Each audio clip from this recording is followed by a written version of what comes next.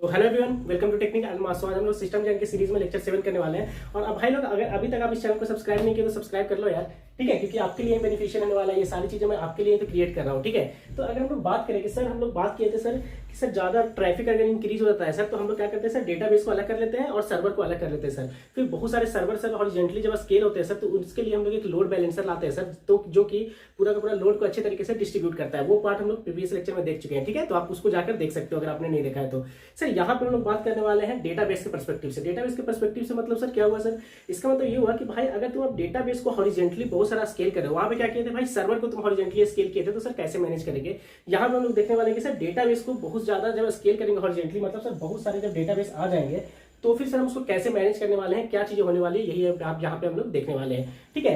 तो यहाँ पे सर क्या है सर, डेटाबेस रिप्लिकेशन यहाँ पे पढ़ने वाले हैं, जो कि एक मास्टर स्लेव रिलेशनशिप में रहता है, ठीक है। तो ये सब समझते हैं क्या है कि सर डेटा रिप्लिकेशन क्या है। तो ठीक है, अगर आपको कुछ चाहिए डेटाबेस से हम लोग बात करें सर कि डेटाबेस से सर दो ही अपन काम करते हैं, या तो डेटाबेस में कुछ हम लोग लिखेंगे, राइट करेंगे, या तो सर डेटाबेस से कुछ हम लोग रीड करेंगे, मतलब कि कुछ उससे फेच करेंगे, ठीक है सर। क्यों करेंगे सर, जैसे अगर एज फॉर एग्जांपल नेटफ्लिक्स का हम लोग एग्जांपल ले, तो नेटफ्लिक्स बहुत सारे मूवीज को अपलोड करता होगा डेटाबेस में, ठीक है, मतलब वो राइट करता है डेटाबेस में। एक बार जब मूवी कहीं पे स्टोर हो गया तो क्या करता है भाई, सारी यूजर्स लोग क्या करते हैं भाई, उस मूवीज को फेच करते हैं। इसका मतलब सर रीड ऑपरेशन ज्यादा होने वाला है डेटाबेस में, या राइट ऑपरेशन ज्यादा होने वाला है। तो अगर आप यहाँ पे देखोगे कि सर राइट ऑपरेशन तो सिर्फ एक ही बंदा कर रहा है सर, जो कि अगर नेटफ्लिक्स की बात करें तो नेटफ्लिक्स के जो इंप्लॉयज है, नेटफ्लिक्स का जो सर्वर है, वही हमेशा डेटाबेस को जाकर राइट करेगा, करेक्ट। लेकिन सर रीड तो सर पूरे दुनिया के क्लाइंट्स लोग करेंगे। जितने भी लोग हैं जो कि नेटफ्लिक्स पे मूवीज देख रहे हैं, वो सब लोग रीड ऑपरेशन करेंगे। मतलब सर रीड ऑपरेशन बहुत ज्यादा होने वाला है कंपेयर टू राइट ऑपरेशन, क्योंकि नए कुछ मूवीज आएंगे, उसे भी जाकर अपन राइट करेंगे, या तो मूवी को डिलीट करना हो, अपडेट करना हो, कुछ भी यही सब करना हो।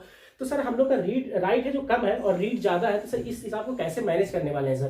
तो सर यहाँ पे सर प्रॉब्लम क्या होगा सर कि राइट करने में तो सर अपने को उतना ज्यादा दिक्कत नहीं आएगा। अगर मैं एक बड़ा सा डेटाबेस ले लूं जिसमें मेरे सारे मूवीज आ जाते हैं अगर नेटफ्लिक्स का, तब तो उसको सर कोई दिक्कत ही नहीं है, वो उस मूवी में जाकर राइट कर देगा। लेकिन सर जब रीड करने की बारी आएगी तो सर उसी डेटाबेस से अगर सब लोग रीड करेंगे तो वो डेटाबेस में बहुत सारे प्रॉब्लम आ सकते हैं सर। क्या क्या प्रॉब्लम आ सकता है सर, एक तो सर ये हो सकता है कि सर ये डेटाबेस ही कभी कभी चला जाए, करेक्ट। ये डेटाबेस खराब हो जाता है सर, एक ही डेटाबेस अगर मैं रखूं और ये डेटाबेस अगर कुछ इश्यूज आ जाता है इसमें, तो सर पूरा पूरा नेटफ्लिक्स ठप हो जाएगा सर, उसमें कुछ बैकअप आपने क्रिएट ही नहीं किया, ठीक है सर। इसके अलावा सर एक ही डेटाबेस में राइट और रीड इतने सारे लोग करेंगे सर, तो ट्रैफिक बहुत ज्यादा बढ़ेगा, तो इसको क्रैश होने का, रिस्पॉन्स देने का, ये सब का बहुत सारा इशू आ सकता है सर। सारे लोग को अच्छे तरीके से जल्दी टाइमली रिस्पॉन्स भी नहीं मिल सकता है। तो इसी प्रॉब्लम को सॉल्व करने के लिए हम लोग मास्टर स्लेव का यूज करते हैं। या तो इसका मतलब क्या होगा सर, डेटाबेस रिप्लिकेशंस में इसमें क्या करते हैं सर कि सर मेरा एक डेटाबेस रहता है जिसमें सर सारे मूवीज हमेशा अपलोड करता है सर्वर, मतलब सर एक मेरा वेब सर्वर है।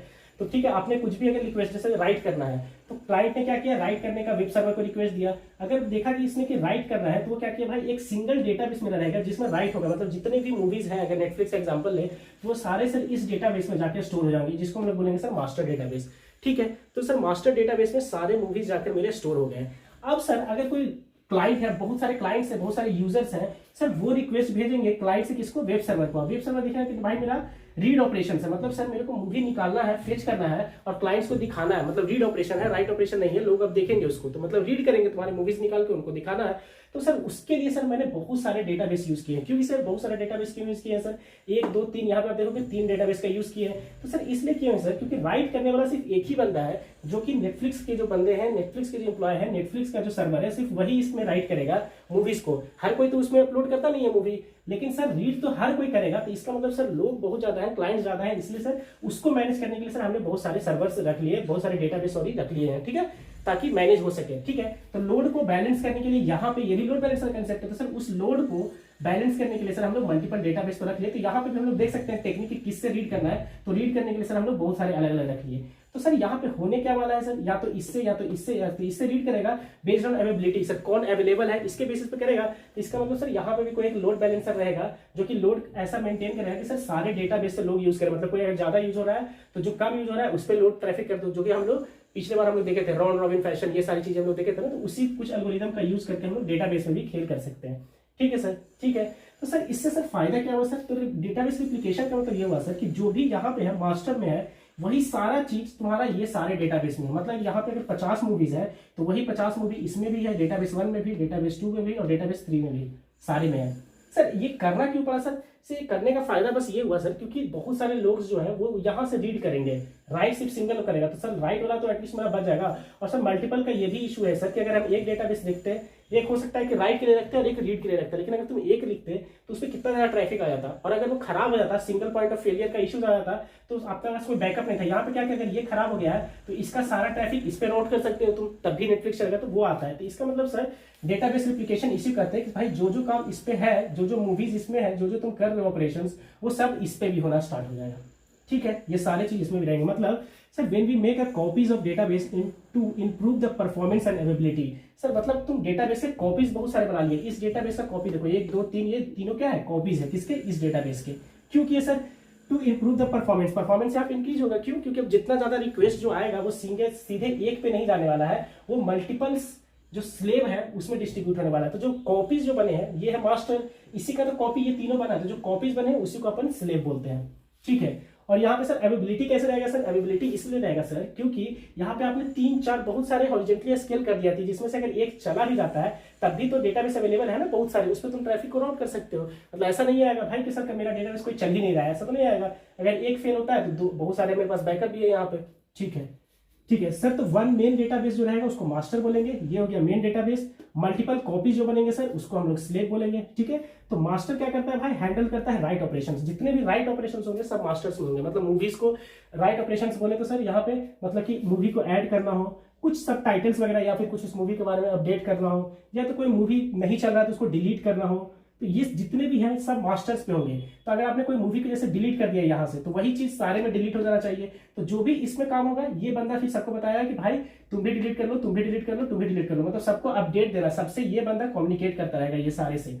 ठीक है, इसलिए हमने ये एरो बनाया है कि भाई ये बंदा इससे भी बात कर रहा है, देखो इस एरो से, फिर ये बंदा इससे भी बात कर रहा है देखो, और ये बंदा इससे भी बात कर रहा है, मतलब ये बंदा तीनों से बात कर रहा है। इस पे जो भी तुम ऑपरेशन करोगे, कुछ नया मूवी लाए तीनों में चला गया, कुछ डिलीट किए तो ये तीनों में डिलीट हुआ, समझ रहे हो क्या, इन तीनों में भी डिलीट हुआ।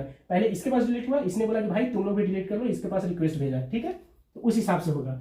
और स्लेव का काम क्या होता है भैया कि वो रीड ऑपरेशंस परफॉर्म करता है। देखो रीड ऑपरेशंस सारे परफॉर्म कर रहे हैं। ठीक है, लाइक फेचिंग और डिस्प्लेइंग द डेटा, फेच या डिस्प्ले करना इसका काम है। ठीक है, तो अगर आप देखोगे तो यहां से राइट हुआ और यहां से रिक्वेस्ट आया रीड का, तो या तो इसके पास या तो इसके पास या तो इसके पास, तीनों में से किसी भी स्लेव डेटाबेस से अपन रीड कर सकते हो ऑन द बेसिस ऑफ कोई लोड बैलेंसर रहेगा या फिर कोई मैकेनिज्म या फिर कोई एल्गोरिथम का यूज करके, कि ताकि लोड अच्छे तरीके से बैलेंस रहे। ठीक है, तो सर यहाँ पे मेन फंडा क्या समझना है सर, इससे अपन क्या समझना है सर कि सर जो वेब सर्वर है, ये जो वेब सर्वर है सर वो दोनों से कम्युनिकेट करता है सर, मास्टर से भी और स्लेव से भी। देखो ये दोनों से कम्युनिकेट कर रहा है, ये पहले चेक करता है कि भाई क्या ऑपरेशन है। देखो web server talks to both master and slave, पहला इसका मतलब सर अगर वो चेक करता है कि राइट ऑपरेशन है, क्या राइट ऑपरेशन है, तो इससे बात करता है, यहाँ पे जाके लिख देता है। अगर देखता है रीड ऑपरेशन है तो भाई ये तीनों में से किसी से भी करेगा। यहाँ पे एक लोड बैलेंसर रहेगा, अगर देखा रीड ऑपरेशन है तो एक लोड बैलेंसर को देगा, जो कि अपन नेक्स्ट लेक्चर में देखने वाले हैं। यहाँ पे एक लोड बैलेंसर का इंट्रोड्यूस करेंगे हम लोग, फिर वो देखेंगे कि रीड ऑपरेशन के बेसिस पे वो लोड बैलेंसर चेक करता है किसको भेजना चाहिए, किस पे कम लोड है, उससे वो दे देता है रीड ऑपरेशन। ठीक है, तो sir write goes to master, अगर उसमें राइट कुछ ऑपरेशन आया है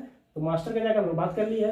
अगर सर रीड ऑपरेशन आया है सर तो वो कहाँ जाएगा सर, स्लेव को जाएगा। ठीक है, मास्टर्स क्या करता है, हमेशा कीप्स द स्लेव अपडेटेड। देखो हमेशा स्लेव को क्या करता है, अपडेटेड रखता है master by sending the changes, जो भी चेंज इसमें आया है, जैसे डिलीट का आया है, ऐड का आया है, कुछ मॉडिफाई का आया है, तो वो सारे चीज को अपडेट करता है तीनों को। Like this is called replication part, इसी को रिप्लिकेशन अपन बोलते हैं। मतलब जो भी इसमें हो रहा है उसी को रिप्लिकेट कर दो इस सारे में।